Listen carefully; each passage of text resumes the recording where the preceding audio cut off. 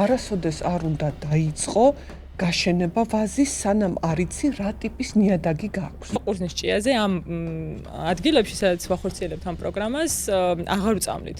ცხენიდან ჩამოვარდნას ნიშნავდა, რომ რაღაცას ვაკეთებ ძალიან არასწორ. სპილენძი არის მძიმე მეტალი, რომელიც გროვდება ნიადაგში. აი ეს არის კლიმატის ცვლილების ნიშანი. არ გამოვიყენებდი იმ საძირეს, რომელსაც უმეტესობა იყენებს საქართველოში. სოკოებს ეცვლებათ ქცევა. რა ტიპის რისინაკელი რა ვადებში, რა პერიოდში არის ისეთი ნიადაგები, სადაც საერთოდ არც ერთხელ არ გამომიყენებია მივდივართ დედამიწის გაუდაბნოებისკენ. სადღაც 50-მდე მოსავლის აღების საშუალება დაგვრჩა მთელ დედამიწაზე. სოფლის მეურნეობა რთულდება.